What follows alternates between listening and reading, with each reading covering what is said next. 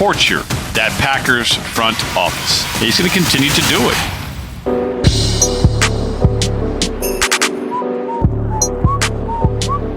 The Aaron Rodgers story, Key. Yes. Continues to live. I just want to hear from you. You know, Han, you might be right. Can I just hear you say that? About what? What do you mean about what? About him. All along I've been saying it. I just can't see him sitting out. I see him coming back to Green Bay. And you kept saying no. Yeah. Are you sure it's no? Are you sure? I'll tell you what. Before you even answer me, let's do Straight Talk, by the way, Straight Talk Wireless. And let's hear Adam Schefter, who we all trust, right? Yeah. Pretty much a voice of authority when it comes to reporting of the NFL and some NBA too, by the way. So here's Schefter. Yeah, I trust him in the on NFL. The Adam Schefter podcast on Aaron Rodgers' situation right now. He doesn't want to play for the Packers, but will he? The fact of the matter is, the truth is, he doesn't want to be in Green Bay. He hasn't planned to be back in Green Bay. Now we'll see whether the Packers and him can come up with some sort of compromise that can lure him back there. But I don't believe, and I think Aaron Rodgers knows this, that he wants to be back there, nor plans to be back there at this time. He just hasn't come out and said it. Look, the fact of the matter is he loves his coaches, he loves his teammates, he loves many of the people that he's worked with, but not everybody. We'll see how the Packers handle it. But the one thing I feel very comfortable and confident in saying is Aaron Rodgers does not want to play there anymore. The question is whether they can convince him to do it, and I don't know how that is going to work out. So that's Straight Talk, brother. Straight Talk Wireless. No contract, no compromise. Shefty's saying there. But we all feel he doesn't really want to play there, but he might have to. See, the reason now I'm going to woke up this morning, and last night I go to bed, and Aaron Rodgers is not going to be there. But then I wake up again this morning, and after listening to Adam and sleeping on it and thinking about it, I'm saying to myself, okay, I know he doesn't want to be there. Adam knows he doesn't want to be there, and there's others that know I don't like the people in the building. I love my teammates. I love my coaches. I just don't like the people in the building. The word compromise. Mm-hmm. How am I going to compromise with Aaron Rodgers to get him to play for us because we desperately need him? We tried everything. We tried it all so far over the last several months to convince him to come in workout, training camp, mini camps and OTAs. He refused to do so. But there's a compromise that's there. What's that compromise? That compromise could get him to come back. Is the compromise, I'm going to fully guarantee you over the next 3 years, $200 million. I'm going to also say that this is what we're going to do in terms of Mark Murphy and Brian Gutekunst, that they will not come on the practice field whatsoever. You will not see them in the locker room. Out of sight, out of mind. Right? Out of sight, out of mind. Like, is that the type of compromise that could potentially work in their favor to get Aaron Rodgers to come back? So that gets me to thinking, what's the compromise? Because there is a compromise. You don't give everything at once. You hold something back. And I'm sure when they went out to the West Coast or wherever Aaron Rodgers has been this offseason, they've laid all their cards on the table, but they always kept one in their back pocket just in case.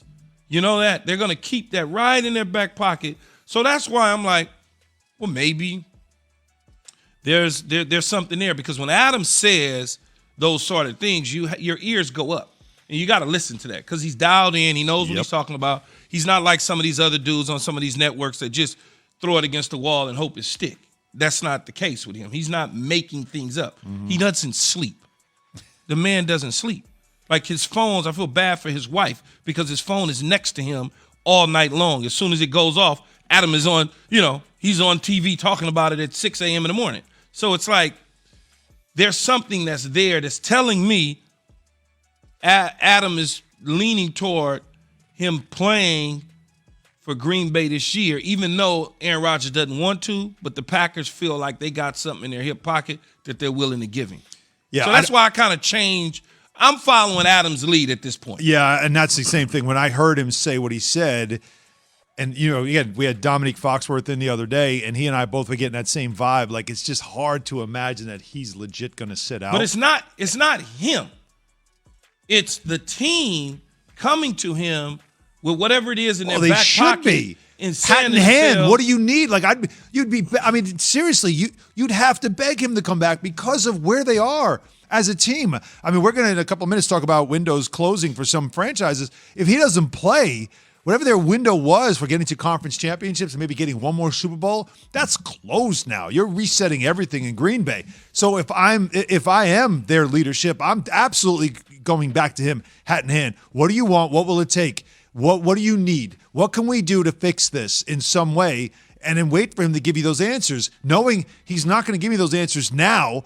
But as we get closer to training camp, as you said, when you start to smell it in the air that it's time to get back on the field, there's a part of him that's going to say, I need to be there, because there is an ego to sports. And when you know you're the best at what you do and some other people start doing it and they get all the shine and you're being forgotten, you don't want that. It's not even you about, want a chance to win while you can. But it's and not this about is a chance for him it's to not win. about others getting shine, and that's not what it's about.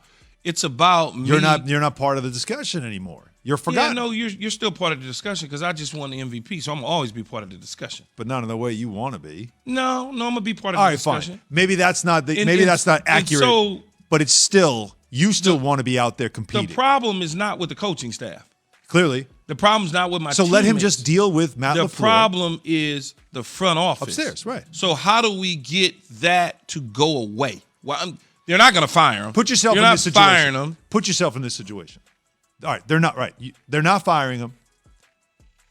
But what would you say? What would be your demand? What would be your compromise? Like you brought up compromise. How would you handle it if it's you? You already talked about the money, so let's guarantee the money. That's not a problem. Well, easy to do. I've been in a similar situation, not quite Aaron Rodgers, but when I was with the Bucks and I was with Coach Gruden and them, and for the most part, I wouldn't talk to John at all. I had Coach Richard Mann, and we have video of you talking to him on the sideline.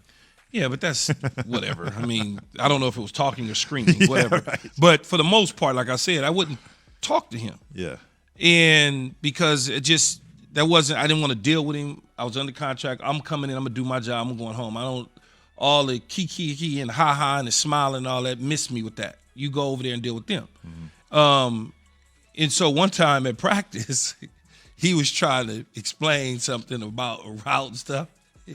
Me being me, I go, why are you talking to me? Why don't you explain to him what you want me to do? And he'll explain to me. And I walked away. That's kind of where Aaron Rodgers needs to be when it comes to Brian Gutekunst and Mark Murphy. Yeah. Is y'all go over there, I'll deal with Matt LaFleur and deal with the X's and O's. I don't need you to talk to me about nothing. My contract is done. There's no need for you to be here. Don't ask me to do anything. Because usually general managers and front office people are at practice, right? They're like standing on the sideline, arms looking, folded. They have nothing to do with the game plan. They have nothing to, they're just standing around being in the way. Aren't they done? A general manager's pretty much done by week 3. No. Because you still have they're evaluating players still because they got to bring trade guys deadline, in, cut the guys. Some GMs and personnel people help the coaches make decisions depending on help them make decisions on who should be playing, why they shouldn't be playing. Some, not all, but they don't need to talk to Aaron Rodgers.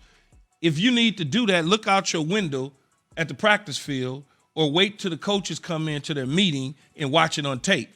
Don't, because I'm telling you, if it's hostile like we think it is and it's a real problem, he doesn't want to see them.